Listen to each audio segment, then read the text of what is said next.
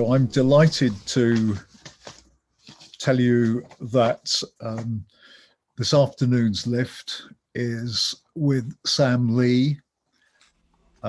Sam is a folk singer, conservationist, song collector, promoter, broadcaster, activist, and goodness knows what else.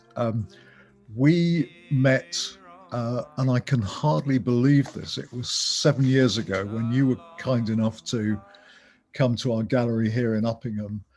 And the title that you chose for the gig that you did with us was Sam Lee and Friends. And in a way that seems to typify what you do and who you are. So red and rosy was his cheeks, and amber was his hair, and amber was his hair. And his two pretty eyes like diamonds shine, as my hands pass through. You brought that wonderful Thomas McCarthy, was it? That's right. Yeah. Well, who was an Irish traveller, and he sang and was one of the people who sang. I thought that was tremendous. But 7 years ago, and I can hardly believe the time has gone by so quickly. So may I ask you how you're finding, before we start about the story of your life, which I really want to go into, how you're finding these times? Well, there's many sides to it, and there's the sense of now, and the frustration and the impotence and the lethargy and all that, and there's also the kind of there's another side to it which I'm consoling myself with, which is the way I will think about this time in time to come, and that idea of what the pause means in life, particularly is working in the arts when there's quite an unhealthy culture of, I call it the living in the constant harvest, that when one is supposed to continuously producing and like mowing down the crop of what you can't believe you've ever found time to grow, and there is no seasons. You're just always in the autumn, the summer, late summer, and that can be quite an unhealthy experience and place to be in. And the harder that the arts get to earn a living, the more you seem to have to constantly be producing and not affording yourself that place of stillness and quiet, or learning what that means as a place to be in and to be conversed with and be comfortable with. So I'm struggling against my four walls and this bitter cold outside, with an emptiness out there and a sort of proverbial and literal closure of all shop fronts and culture. But at the same time, there's a sort of wrestling I'm doing with something that I think is really quite healthy, which is about a bit of inward looking, a bit of hibernation, a bit of sort of slowness that as somebody who's just turned 40 feels is a really important thing to be doing in understanding what slowing down means. That's a very long answer. But ultimately, I'm hating it. And I'm scratching my eyeballs out in annoyance at what's going on, and sadness and grief. Yeah. Can we talk about Sam Lee as a little chap? Can we talk about your childhood? Because you really are. I mean, at 40, you've made quite a mark. You've done a heck of a lot. Tremendous energy, and I rather suspect not as straightforward as maybe it looks. And I just wondered what made that. You're a Londoner, yeah, and born of Jewish parents. Hmm. Siblings or? Two sisters, younger, but yeah, very close. And what were you like as a little chap? uh, I'm still getting to know Sammy Lee. Um, I was an an utterly dream world kid, lived in another fantasy land, not quite of this planet. Uh, Very dyslexic, very imaginative, immensely shy. Really kind of social recluse till I was in my late teens. Um, uh, a sort of wise old soul, maybe. Often, like adults loved me, other kids couldn't get me. Highly sensitive, but yeah, no control over my emotions. That Did sort you of kid. did you feel like an old soul? Yeah, always. I was, yes, very much. I loved old, and always still have, always loved old people and adults. And um, I mean, I feel like everything, the blueprint was all there as a young kid for somebody who's entered into a world of tradition and lineage and old stories and that idea of transmission and heritage. I love that. I love that space and that place and being in the presence of old people, and relished it as a sort of sense of touching into something much older and bigger. And also that the concept of community that connected in with that. You mentioned that you were dyslexic. Mm. Something I know a little bit about because I was, but at the time that I was at school with dyslexia, which was 70 odd years ago, Mm. nobody had heard of it. Right. And I was either reckoned to be stupid or lazy, depending on how the teachers felt at the time. When 20 something years to 30 odd years ago, when you were at school and dyslexic, was it a time when it was already understood or not? Um, Not necessarily, but my father understood it because he's a dyslexic as well and a creative, and he Right. recognised that. And my parents sought out extra support, and took me out of school for a little while to try and discover ways of working with what my strengths and weaknesses were. Of ultimately as a way of normalizing me to be able to help me. But I could barely write a sentence when I was younger. I was, yeah, which coming from a family of kind of of wordy people and writers and literary people was difficult. What did your parents do? My father is a graphic designer and writer and copy editor. Worked in graphics, and a linguist. And my mother was actually trained in speech therapy and worked for different charities and schools in the education system, particularly helping kids coming from troubled homes. Uh, and so they were very good with recognizing I was a kid that needed support. And I was an artist. I was a visual kid. I as well as being musical, but I went into the arts, into drawing and painting and that sort of stuff. And my dad encouraged that because it was his thing too. When you said you liked tradition, was it was that Jewish tradition? Was there much of that, or was it some other tradition that you were interested in? Well, both actually. So I had a strange relationship with the synagogue, and I was brought up. I was bar mitzvahed as much. My parents, as my dad called it, load of god groveling, and not a family of believers at all. Quite the opposite, but believers in the culture and the community and that association.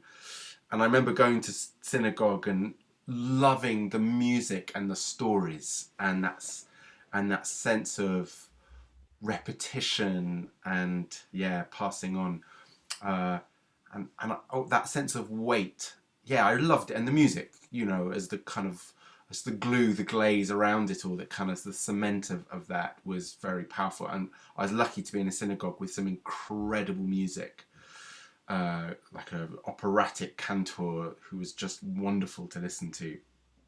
But also outside of the synagogue, I grew up in an organisation, very different, very radical left-wing grassroots organisation called Forest School Camps, FSC, that had a very strong culture of singing songs around the fire. And although we're only 80 years old today, the tradition of singing around the fire at night, and songs that were timeless, a lot of folk songs, I sort of tuned into this idea of like great antiquity, and I just knew that there was something in it, and that it chimed with me. So yeah, those are things I gravitated towards and felt very. Those are the things that as a kid are my places of wonder, that Yes. I'm I've, always trying to repeat. I Yeah. found, I found, incidentally, in my early life, that most of the Jewish people that I met were either agnostics or atheists. There were very, there were very few believers, but the culture was hugely important to them. Exactly. And when did, when did you discover? I mean, you obviously you enjoyed the music, but when did you discover that you were musical, or did that just slowly happen to you? Uh, this is an interesting question, because what does musical mean? And I think that I was like everybody else, this idea that music was the preserve of and the reserve of the professional, of that it was this kind of unattainable skill. And of course I'm not musical, and I was crap with learning instruments. I had no commitment.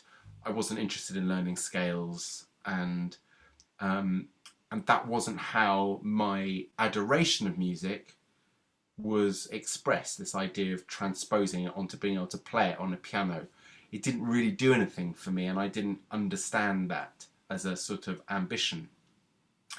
But I loved music, and my emotional response to music was enormous. As a little kid, my parents said I would, cry listening to classical music, and just would be obsessed with songs, as most people are, and because it's such a beautiful art form. But that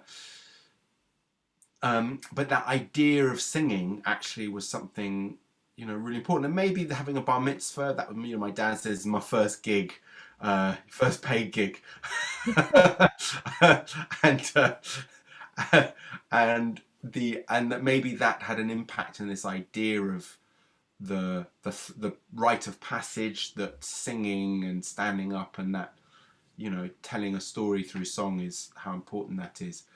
But I didn't really have an ambition to be a musician at all. In fact, it never occurred to me. What I loved was singing with other people and in groups, and that led me on a journey to find out more about the songs and quest into that I where I was really like kind of taken by it. Really got me by the throat, and I was suddenly left to that realm of group singing, which still is for me the happiest place I'll ever be, is in a circle with friends singing together, into a place of pursuing the song as a sort of rarefied, entity, and a sort of strange, sad loneliness to it. So I guess it wasn't until I was quite far down the road that I realised, oh, I'm a singer. That's my calling. Tell me about the sad loneliness. Well, English folk song is a bloody lonely place to be in some ways. It's by tradition, it's solo unaccompanied song. There is no harmony in British folk song traditionally. There is now contemporarily, but so I'm always listening to these solo singers. Traditional singers have always been, the one person, one man, one woman, one song. And also the subjects are deeply tragic and lonely. So there's this idea of the kind of out there in the darkness with the song, which is a beautiful place to be. It's like a kind of lone, each song is like a sort of lone star in its own universe. And, you go on these journeys of getting to know these songs, and it was not a collaborative experience.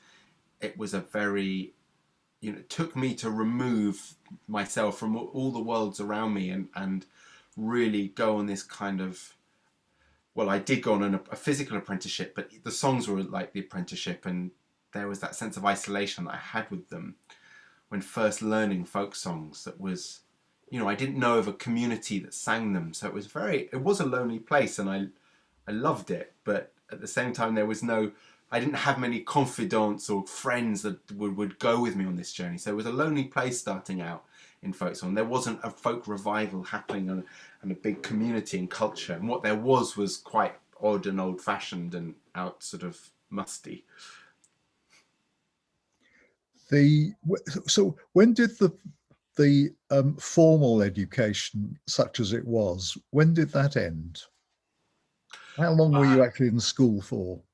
Well, I did do A levels, but actually I'd already gotten into art school, so I was like, I don't need A levels, and I Right. was quite convinced that having, grades would serve me nothing for my life, and I was quite correct, and I'm still insistent that it probably does more damage than it does good to generations of kids. So I was like, well, sod this. I'm just going to carry on doing the classes I enjoy, which was art, geography, and physics.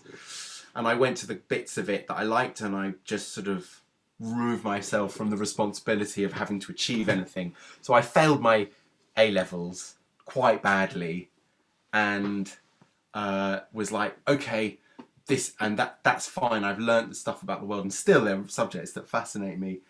And my education begins when I'm out in art school and on my own, and learning about what I want to learn. So that's where my education ended and supposedly began too. And why art school and not music school? Uh, I would never thought of going to music school. I hadn't like grown as a musician then. I collected records and I DJ'd in from like 18, 19 onwards. In fact, I paid my way through art school by DJing a lot of the time, record hunting, and it became a real vinyl obsessive. But that was it. It was about curatorship and appreciation of old records, music from the recording era up till the 1980s, basically. So music wasn't about creativity. I didn't know about using that as a form of expression. For me, it was very much about conceptual contemporary art. That was how I expressed myself, and that was what I'd grown up doing. I didn't think of anything different. So that transfer was, I really had to cut myself off from the art world, the art way of thinking, learn a whole new craft, and then re-import a lot of my art school sort of philosophy and approach. And actually, the artwork that I was doing in art school is exactly the same as what I'm doing now. I see it as a complete transference of skills and ideology. I'm just simply the raw materials I'm using, the paintbrushes now, the song and the composition and the instrumentation. But I don't see that I'm making anything different actually in terms of what I'm trying to say. And which art school did you go to? I went to Camberwell College for foundation, and then I went to Chelsea College of Art for my degree. So really good institutions at interesting times as well in their journeys. And were they kind to you? Yeah, they were kind in that they couldn't care less, and they just let you get on with it. And there was no formality or regimentation. Sometimes I would have liked to have had uh, more rules, maybe more parameters.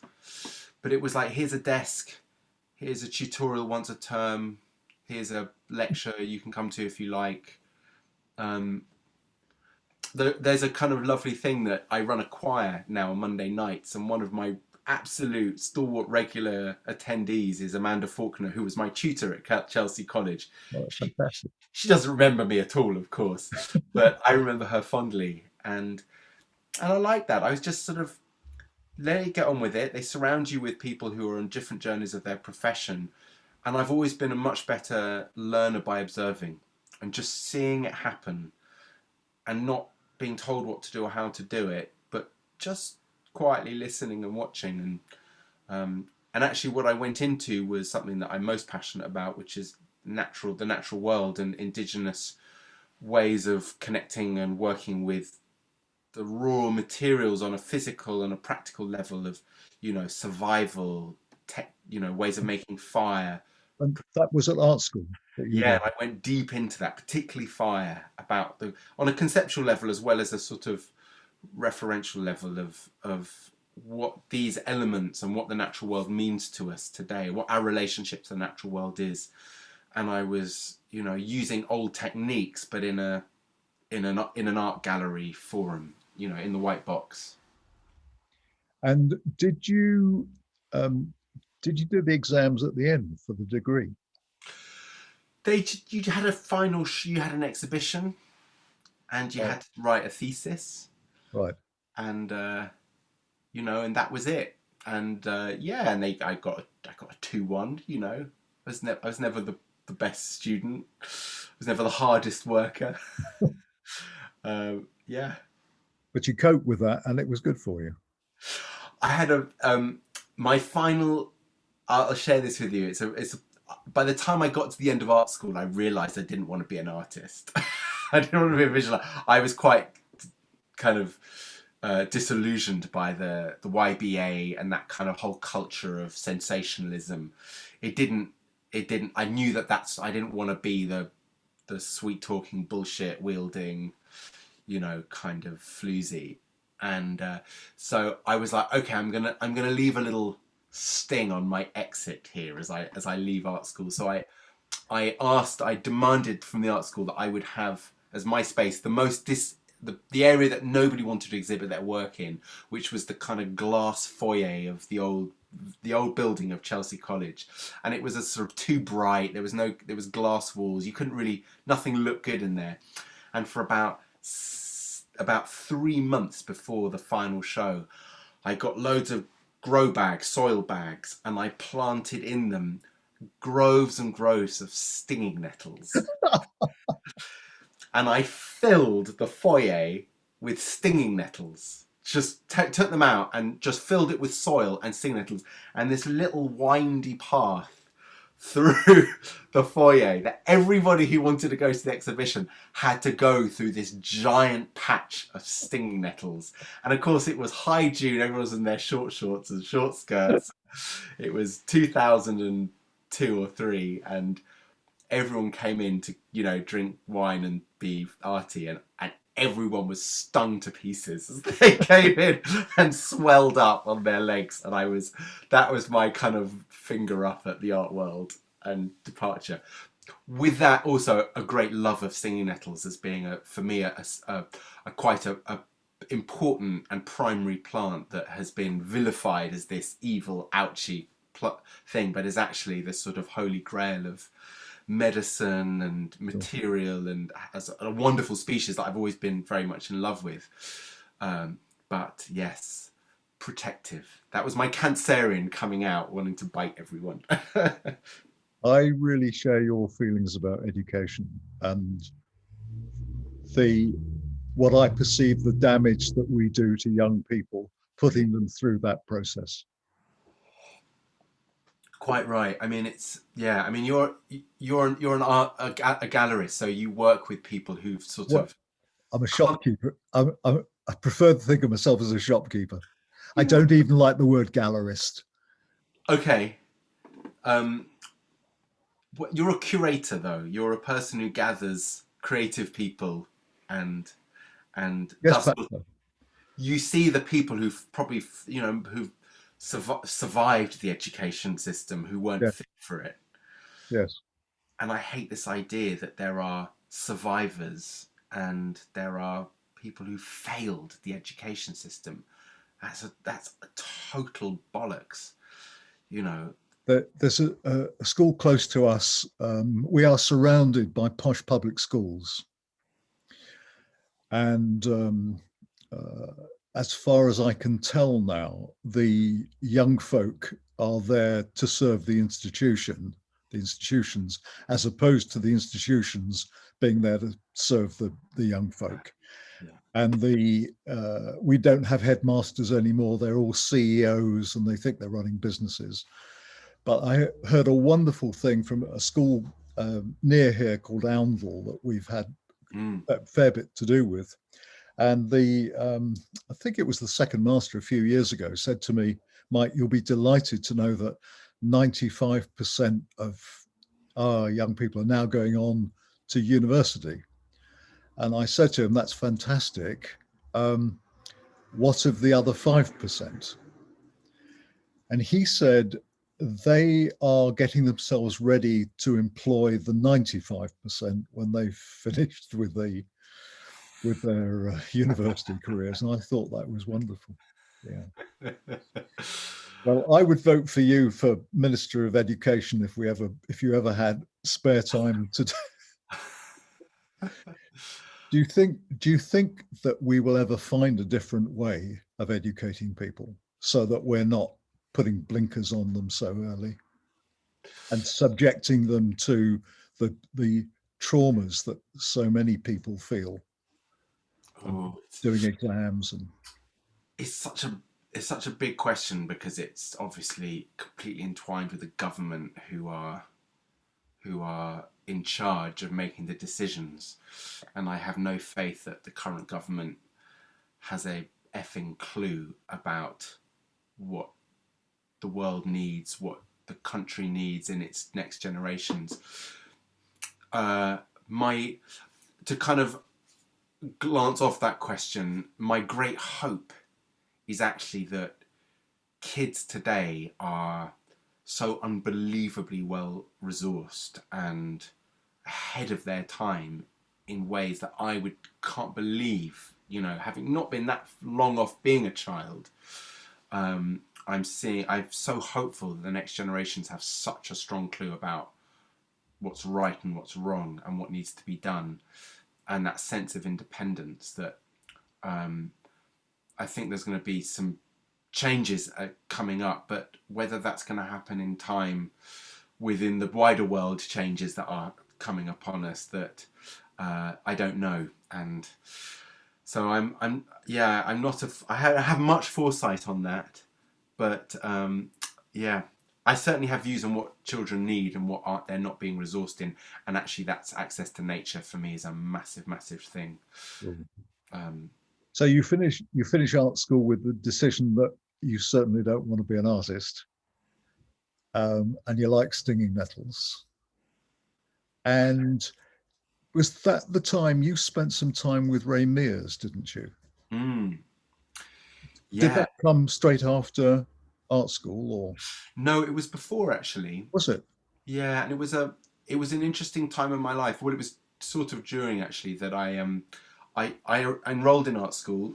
I went to Leeds. Met. I sort of made a few errors. I sort of applied to the wrong art school. My dad was at Leeds College of Art. He was from Leeds, and I was like, I want to go where my dad went and be an artist like my dad. So I applied, but I actually applied for the wrong university, and got there, and it was in a sort of prefab unit outside of Harrogate. It wasn't even in Leeds, and it wasn't even in Harrogate. I was suddenly found myself in the middle of nowhere with a load of people who didn't really want to do art at all. And at the same time, I actually started developing really bad eye trouble. And through a series of misfortunes, I ended up going into hospital and spending several months in hospital having eye surgery, and lost the sight in one of my eyes, which I still don't have.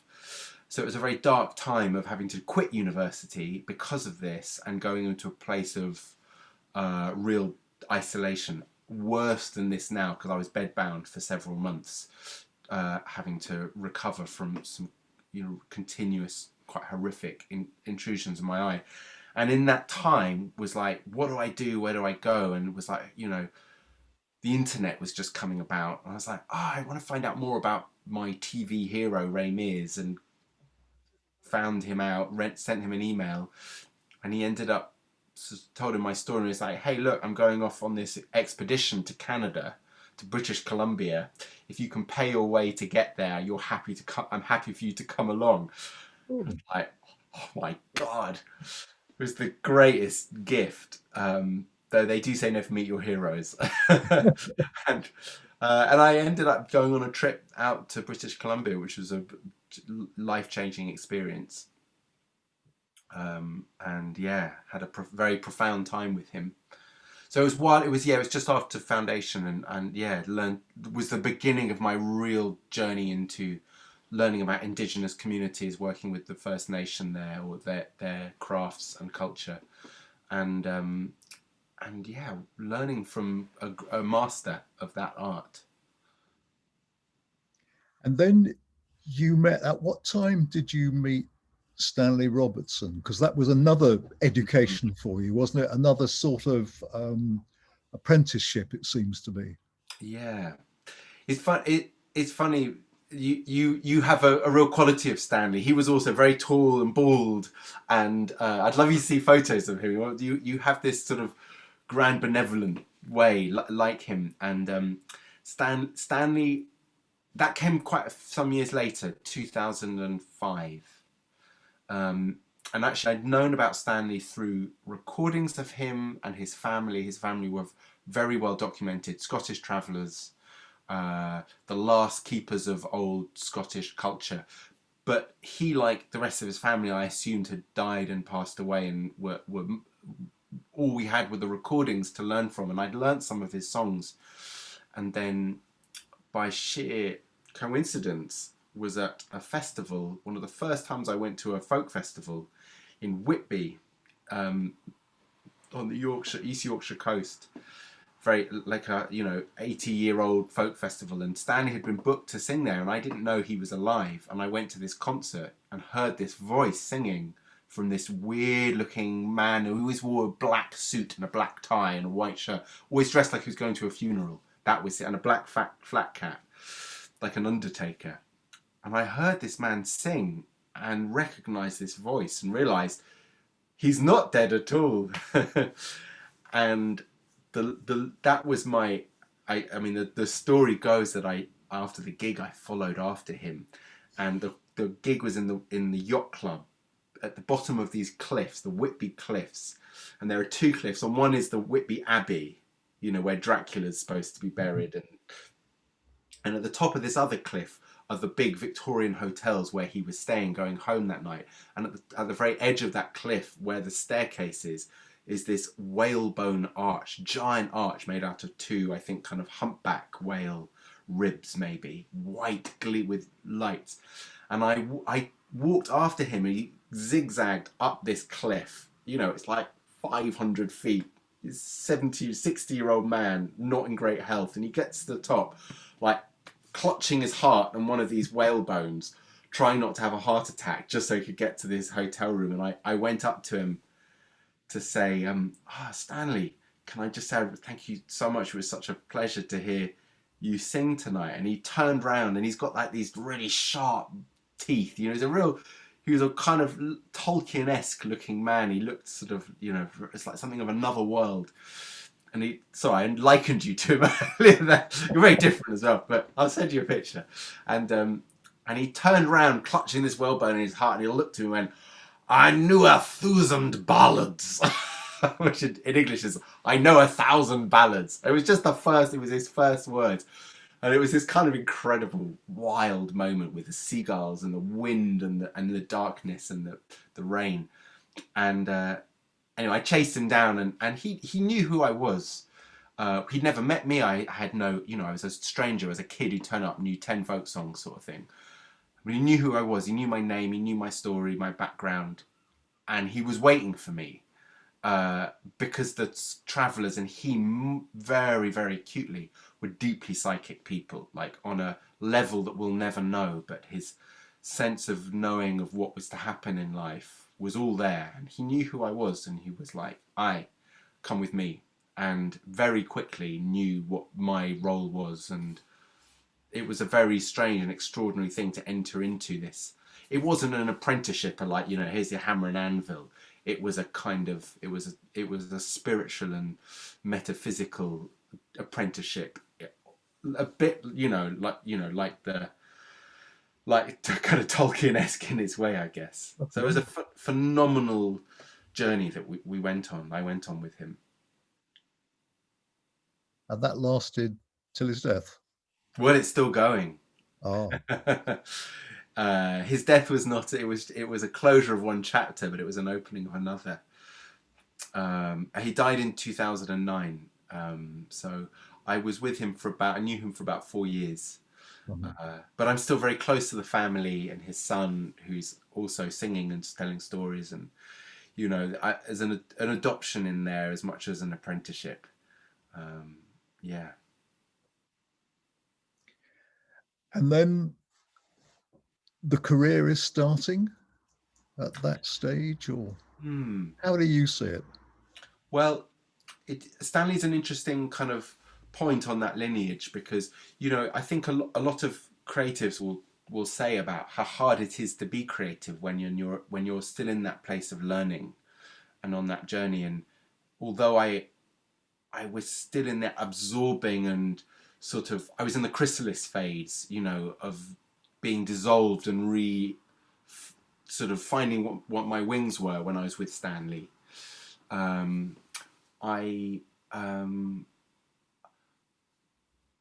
wasn't aware of what a career meant or what my artistic statement needed to be.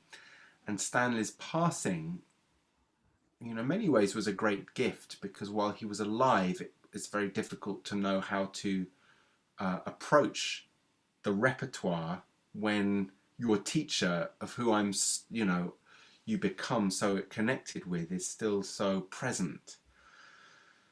And I released my first album in 2012, so there were 3 years between his death and my finishing of a piece of material. So it was only after he died that I felt I was really able to touch the work without that sense of caution of offending or misrepresenting. I'm sad that he never got to hear his songs that I had arranged, but I don't mind. I know he's listening to them, and actually, he always proved to be like the most ambitious in the. He saw films and big arrangements. He was quite he didn't want these songs staying as wee old folk songs in a Scottish Aberdonian accent in the Doric. He wanted them going off and having big lives. He was a man of the future, even though he was so connected to the ancient world. He could talk to the ancestors; they were always there, and he was conversing with them. He was he had that clairvoyancy that he could move into realms and astral travel and do all these things, and knew everything that was going on everywhere in the world. It was scary sometimes how much he would tell me what was happening. So it was not a place that I ever felt I could be creative around, because I knew he was always listening, and I knew that he knew what I was doing. So the album had to kind of come after that. Have you tried astral travel? I've not, since he guided me in it, and it was such a powerful thing. It was a little bit like, opening that door into the other realm. And he taught me how, and I've got the knowing how to do it written down and documented, but I haven't dared go back just yet. Do you? I used to. Why did you stop? I don't know, really. I found it quite, gosh, I've never said this in public. And this might be about you. I found it quite frightening to do with the method that I was using. But I bought every book that I'm very much,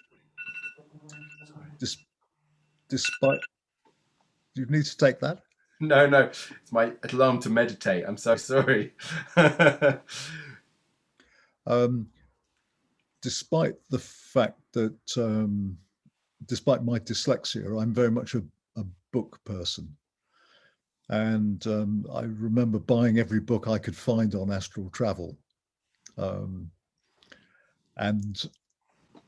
then tried it and taught myself the odd method, and found that actually there were times when it was happening to me without me looking to do it. Mm. But I stopped a number of years ago. So To never go again, or one day? I don't know. I don't know. The when you were, did you flirt at all with Eastern philosophies or not? I can't say I did really. Uh-huh. I, I'm I'm not a philosopher.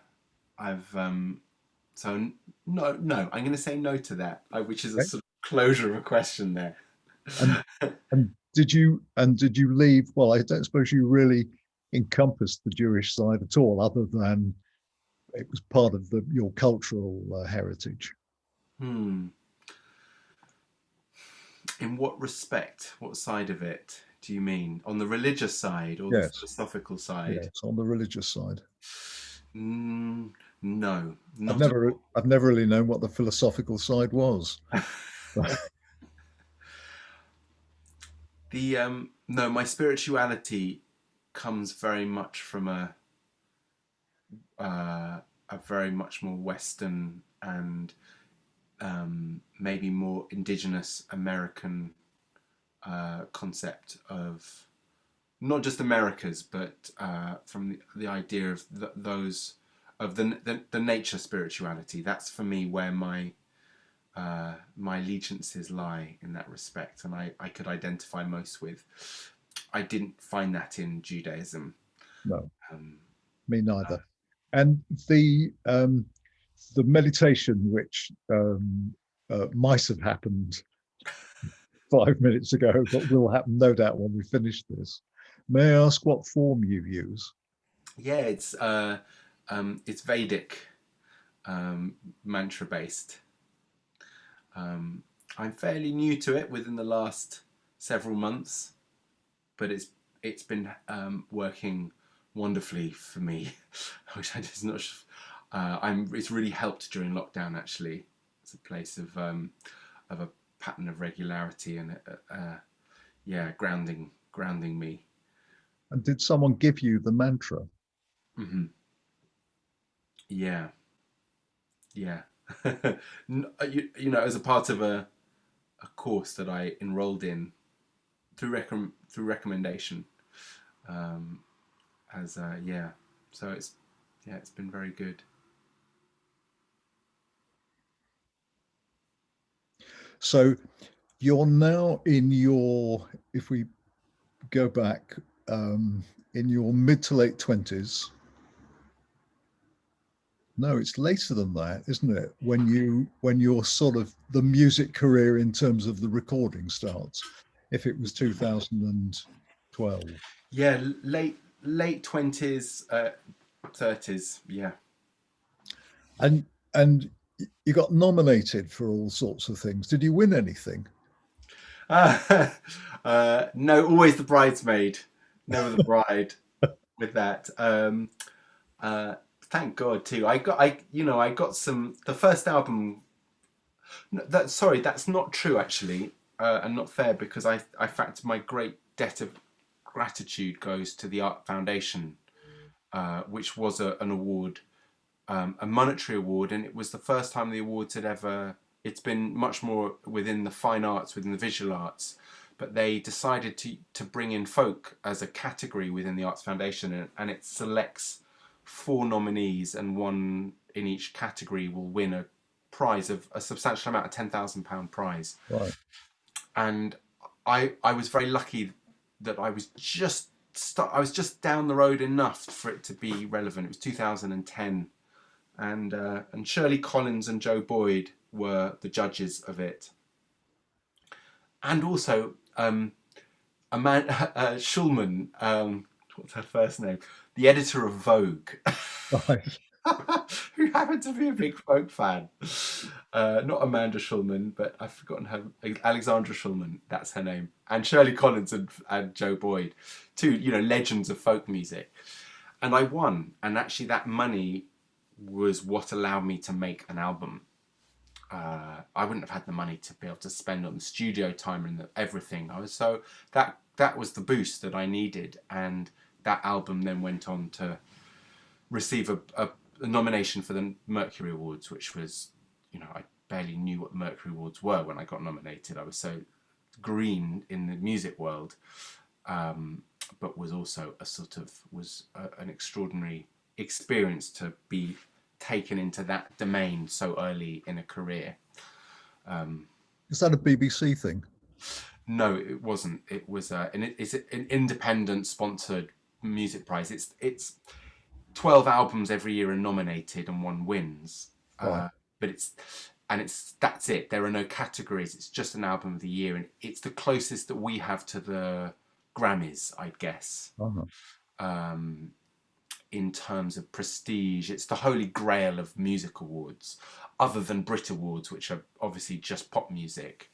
It's one that encompasses, less so these days, sadly, alternative genres and artists outside of the main sphere of contemporary pop music. And did it help you financially?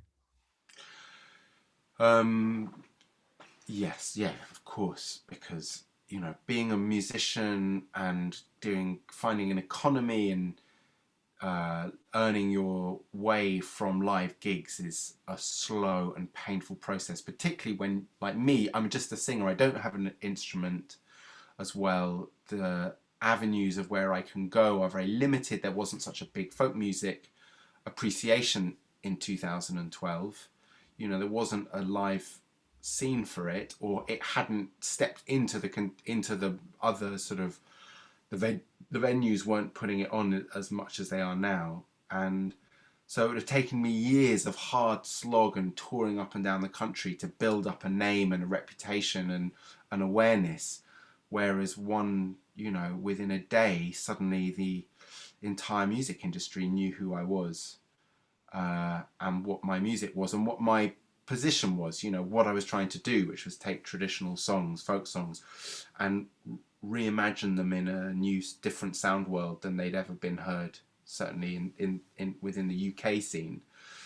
I was not the first and I'm not the only, but there aren't many people doing it within the English realm, maybe a bit in Scotland and some lesser known artists. But so I was very lucky that I was suddenly given this platform and this boost up, and instantly had gigs that were a living wage, where I could take a full band out on the road, and also, most importantly, into a European market, so playing gigs in Europe, which does pay, unlike the UK, which is, there's no money and to be worse today. So I just managed to get in there and get a live touring career enough that I was able to make a living from it. And do you think that European thing has gone for the moment? I mean, at the moment, everything's gone. But when we come out of the COVID, do you think the European thing will still be there, or will that be difficult? The government right now are doing everything they can to sabotage the arts being in Europe. I don't know why. It's almost as though they want to actively subvert the careers and lives of the music industry. Yesterday was a dark day in the inquiry that happened, and the government have had all opportunities to try and create exceptions and grant visa-free access, and they've refused it. And the anger within me of the things that the government are doing right now, of how they could try and make life as miserable for so many people as possible. If I was to start letting it out, I would have a stroke, I think. So I'm having to be very deep breathing through it right now, because I'm looking at my career disintegrate, and gigs that I have booked in for this year, possibly unable to attend them. I don't know. Will you write songs about it? No. It's not, and I don't say no in such because I wouldn't know how to. It's not what I do in music. If you're asking, should there be more protests within music? Yes, Yep. absolutely. and I lament the fact that there isn't more music that's actively protesting. But and folk music particularly is really lagging behind in a genre that is being active in its voice against the establishment, against the horrific things that we're doing in the world and to the world, where it has been a genre that's pioneered protest. But I'm not a songwriter in that traditional sense, so I don't. Yeah, it's not my my strength. So no, I'm going to say no to that. But I hope someone does. I'm sure someone will do it. Yeah. And tell me about you run.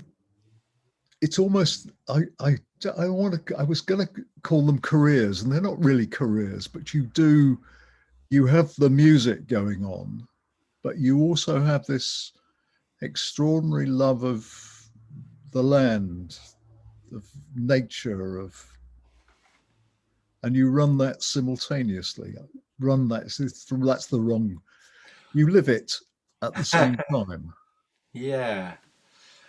and you've been all over the world. You've spent time in the States, no doubt, looking at. You've been into the forests and experienced that. Yeah, I mean, this goes back to where my love of folk music started around the campfires in my childhood. I mean, that goes hand in hand with the fact that I was always at my best when I was in nature, and that was my happy place. And nature was my best friend and my great teacher. And still, I will acknowledge her as being, you know, my greatest education, and still is. Um, and I pursued that continuously throughout my teens and 20s and 30s, and actually the music, that time of the Mercuries and that period, actually was not my happiest time, as much because it was a time that I was so separated from nature, because I suddenly went into a music career and I wasn't spending time in the way that I was used to outdoors. And that time was always, you know, sometimes playful, sometimes frivolous, sometimes really about practicing skills and teaching and learning about ways of immersion in nature, nature connection, I call it. And I had to do a long kind of hard facing up to the fact that actually I was not well because of it, and getting closer. Had to bring it back into my life and finding ways to do that. And in fact, the last album that I've made has been very much in response to both acknowledging that and the journey of uh, reclaiming my relationship with nature and the restoration of that love affair. The kind of therapy I went in to try and rectify the where the love had fallen out with between us, as it were. And I mean, to cut a long story short, that that importance of nature and how much I'm now understanding that as being a major factor in why we're in this ecological crisis right now, and seeing, you know, in the sixth mass extinction, that actually that advocating for a renewed sense of understanding and adoration of nature is such a vital part of of saving the world, saving ourselves first, and that music is a wonderful means to broker that relationship.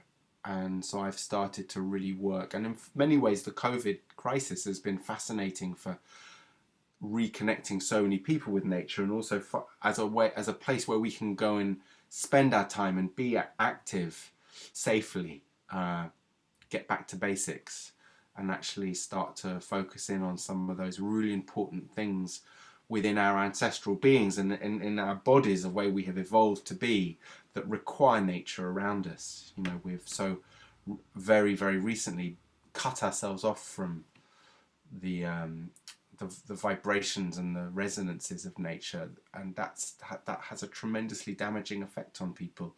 and I think has opened ourselves up to exploitation and from, you know, corporation and government, because we've become we've become servants to a, you know, another god, another world, which is, you know, that of money and commerce. And nature provides everything that we need spiritually and fundamentally, but you don't have to pay for it, and that's a very controversial thing for those who want to sell and control Yes. power. You were asking when I stopped the astral and that sort of thing, and it was actually, I can't remember how many years ago, 35, 40 years ago, when I started doing Tai Chi and then Qigong. And I was lucky enough to meet a Qigong master who taught me how to relate to trees. And and after that, didn't actually find I needed much more. The power and what you can learn and the healing power is just extraordinary. Can you tell me a little bit more about that? About what the how you connect in with trees, and how qigong has helped that, supported that? I think when you become, if you become energy aware, chi aware, and you learn, and it's not terribly difficult, you learn to connect with the energy in your own body. You can then quite easily and quickly learn to connect with the energy of a tree. And they are so powerful, and they have an extraordinary wisdom that just seems to, and a memory, because some of the ones that you can get near are maybe 1,000 years old. And it's difficult to put into words, but by a process of osmosis, you are changed and taught and empowered by them in the most extraordinary way. And we chop them down at our peril. Yeah, it's heartbreaking. Such, as you say, wise, thoughtful beings that they are wantonly removed, and have lost so much of the respect of the wider population. I was lucky enough to spend time with my wife in the States, and we spent some time in the redwoods, and that was just extraordinary. Which particular forests, if you remember? I can't remember exactly which. We went into quite a few because we drove all the way down the coast. We did sort of something like 3,000 miles. Yeah, a road trip. So, but I was going to say that's a bit of the world that for me is very important, because when I was at art school, actually, I did an exchange. I went to study at the San Francisco Art Institute, right, which is weirdly famous in the news right now, because it's, you know, it's the last of the art schools left in America, really pure art schools. But every weekend I would go up to Muir Woods, to the giant redwoods there, the Sequoia sempervirens, and did a big art project of listening and recording in the redwoods. And yeah, you'll know what that, there is nothing like being amongst those sorts of elders, and actually being with those trees like that. For me, is part of my being with someone like Stanley and some of the old singers that I've been collecting from, is for me a real similarity. That idea of being in the presence of a great like reservoir of knowledge, and, you know, everything that the tree is absorbed through sunlight, and the carbon that it's holding, that storing of the atmosphere, of the goings on of the winds around, of the pollen, and, you know, all the things that sort of held within those trunks and it emits out, is a little bit like when you're with an old singer who's singing songs that they've learned from people who've learnt songs from people they've learnt songs from, you know, and that idea of that acquired wisdom feels very similar. Yeah. The power of them is extraordinary. A few years ago, I spent 2 or 3 weeks in Japan and went to a Zen monastery, and there was a very ancient tree on the edge of the monastery, and so I stuck my hands on that to see what would happen. And the visions which I had from that were quite extraordinary. It's powerful stuff. Mm. So, what of the future for you? Whose future? My future, our future. I don't know. I don't know really. I mean, I'm a very driven person. I'm not a very ambitious person. I don't like want to. I've achieved more already in the, you know, in the 10 years of playing music than I ever imagined was possible. I'm not a box ticker, but I've never been, I want to do this, I want to do that. I think I'm entering into a real place of what storytelling means, and also how I work to tell the story of what's going on in the world ecologically, and bring the music world into closer connection to nature protection. So these are big ambitions. So at the moment, it's a really, really tough fight of radically changing the worlds, the communities that I'm in. That's happening. It's happening today in Washington. It's happening all the time around us. Great battles being won, unfortunate wars being lost, and that for me feels like my life purpose now. How that expresses itself, I don't know, because I'm a lateral thinking opportunist that suddenly goes, wow, why hasn't they really done that? And I'll, you know, throw my weight and stupidity at something until it works and go on that journey, you know. But you have great energy and wonderful charisma. Thank you. I'm still a child. That's why I like to play and be playful and wonder about things, and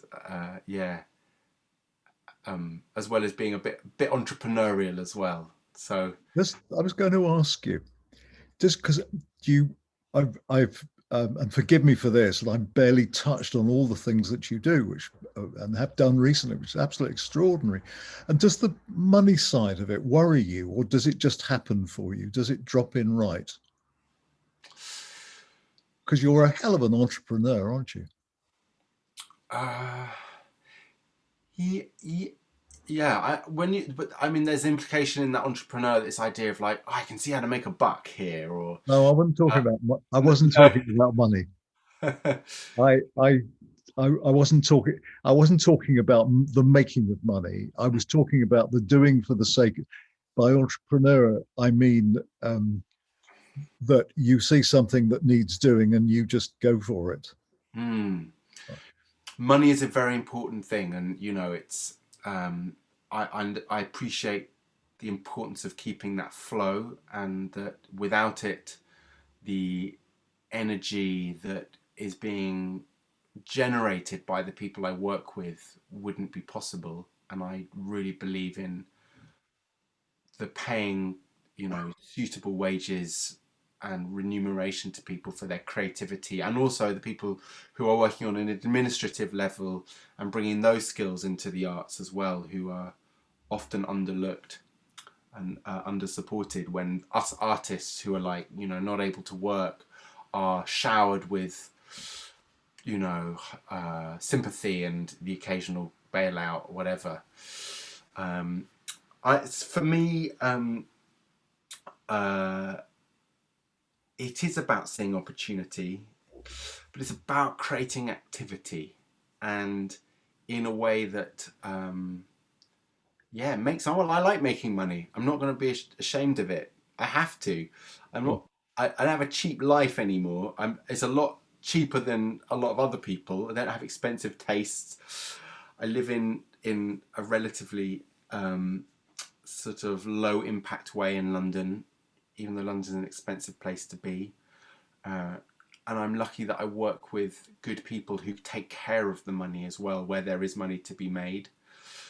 Um, I think my entrepreneurship is also about being present and yeah, and actually it's I feel less and less entrepreneurial actually in a way. I feel much more like I just want to be connected in with communities and be invited and have a place where I can listen to the good conversations and be part of the good conversations. Uh, and suggests the things that I see as needing shifting, as you're saying, of changing in the world. Um, and I'm very lucky that I have places where I'm invited to be part of um, that inquiry, because so much change going on and so much is needed within the music world, within the environmental sector, within some of the big old Leviathan NGOs that are trying to bring public awareness.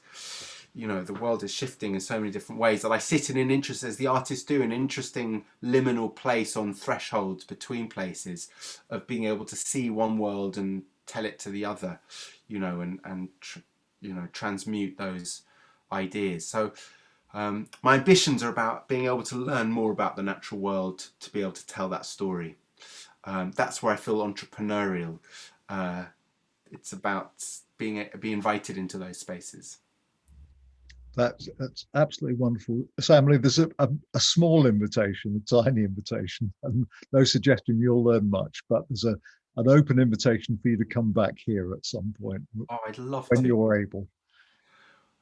I, Well, I think I feel like it's going to be soon, and I will never forget my first time when I came to you, not knowing anything about what you and the family do, but will always be a gig that I remember really, really with such warmth and like how I want gigs to always be, and sadly they're not, with that hospitality and sense of community. kind of you to say so. I've enjoyed this hugely, and thank you for sparing us the time. Thank you so much for having me. And I wish you well and look forward to seeing you soon. See you then. Cheers, Sam. Thank you.